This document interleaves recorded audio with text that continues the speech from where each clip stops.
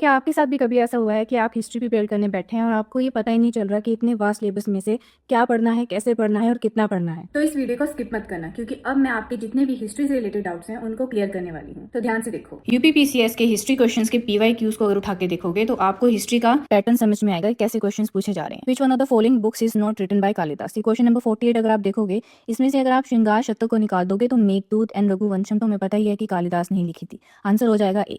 Similarly ऐसा ही question है Indus valley civilisation के ऊपर। हमें ये बताना है क्वेश्चन नंबर 87 में कि कौन सी ऐसी आर्कियोलॉजिकल साइट्स हैं जो प्रेजेंट डे उत्तर प्रदेश में सिचुएटेड हैं। तो इसमें से अगर आप राखी गढ़ी निकाल दोगे और आपको ये पता होना चाहिए कि मंडी और हुलास दोनों ही उत्तर प्रदेश में सिचुएटेड हैं, तो आप इजीली ये क्वेश्चन को कर सकते हो। ऐसे क्वेश्चंस आते हैं देखो एंशिएंट में। तो सिमिलरली अगर हम मिडिवल हिस्ट्री के क्वेश्चन की बात करें तो क्वेश्चन नंबर 3 एक बार देखो। इसमें असर्शन और रीजनिंग का क्वेश्चन पूछा गया है, जिसमें पूछा गया है कि Babur wrote Tuzuk e Baburi in Chagatai Turki. But इसका रीजन जो दिया गया है कि Turki was official language of the Mughal court, ये गलत है क्योंकि मुगल कोर्ट की ऑफिशियल लैंग्वेज थी पर्शियन। यूपीपीसीएस में match the following and chronology के क्वेश्चंस बहुत आते हैं। और अगर हिस्ट्री की बात करें तो उसमें देखो ये क्वेश्चन नंबर 12 है, जो इसमें आपको दो लिस्ट दी गई है, आपको ये मैच करना है। तो इसको देखते रहो। क्वेश्चन नंबर 30 भी ऐसे आपको क्रोनोलॉजी में लगाना है। अलाउद्दीन खिलजी से रिलेटेड है, उसकी जो कॉन्क्वेस्ट हुई थी उनको लगाना है from earliest to the last. इसी पैटर्न के क्वेश्चन जो है वो मॉडर्न हिस्ट्री में पूछे जाते हैं, जिसमें क्रोनोलॉजी और मैच द फॉलोइंग के क्वेश्चन तो हर बार आते ही आते हैं। जितने भी इंपॉर्टेंट इवेंट्स हुए हैं उनको लगाने के लिए बोल देंगे कि बताओ कौन सा इवेंट पहले हुआ। जैसे अब क्वेश्चन नंबर 7 में है। क्वेश्चन का पैटर्न देखा आपने?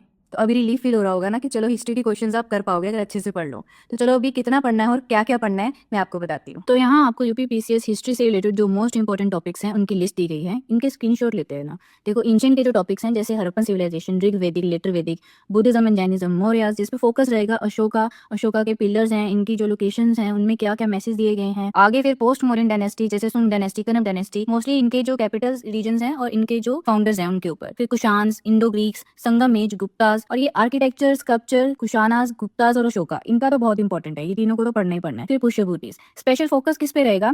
फाउंडर, कैपिटल और chronology of dynasty. Important locations जैसे कि पिलर्स की लोकेशन पूछ लेंगे अशोका के related. Work done by different rulers जैसे कौन सा स्तूप, कौन सा मंदिर किस राजा के शासनकाल के अंदर बना था। और मिडिवल हिस्ट्री में क्या क्या पढ़ना है वो एक बार देख लो। जैसे मोस्ट इंपॉर्टेंट चीजें हैं भक्ति मूवमेंट और सेंट्स, ट्राइपार्टाइट स्ट्रगल, राष्ट्रकूटा, पाला, गुजर प्रतिहार, चोला, चेरा पांड्या। बैटल्स के बारे में पूछेंगे, कौन सी बैटल किसके बीच में हुई थी, किन दो राजाओं के बीच में हुई थी। दिल्ली सल्तनत, मुगल्स, मराठा एडमिनिस्ट्रेशन देखो दिल्ली सल्तनत और मुगल्स की भी थोड़ी आपको पढ़नी पड़ेगी। आर्किटेक्चर में चोला, दिल्ली सल्तनत और मुगल्स का आर्किटेक्चर मेन रहता है। देखो स्वदेशी मूवमेंट से स्टार्ट करते हुए आप टिल इंडिपेंडेंस तक ले जाओ। फोकस करो गांधी जी से रिलेटेड जो भी मूवमेंट्स है ना उनको बहुत अच्छे से पढ़ो। कांग्रेस सेशंस, इसमें कौन सा कांग्रेस सेशन कब हुआ था, उसमें क्या पारित हुआ था और किसकी अध्यक्षता के अंदर हुआ था, ये सब चीजें पढ़नी है। फिर आगे गवर्नर जनरल, इसमें ये पूछ लेंगे कि कौन से गवर्नर जनरल के अंडर कौन सा इवेंट हुआ था। और पांचवा जो है हमारा tribal, peasant and labour movement, बहुत ध्यान से पढ़ना है। क्रोनोलॉजी तो पढ़नी ही है, डेट्स पढ़नी है, उनके एम क्या थे, जितनी भी मूवमेंट्स हुई हैं उनके मेन लीडर्स कौन कौन से थे। तो अगर ऐसे पढ़ के जाओगे ना तो हिस्ट्री का एक भी क्वेश्चन आपका गलत नहीं होगा।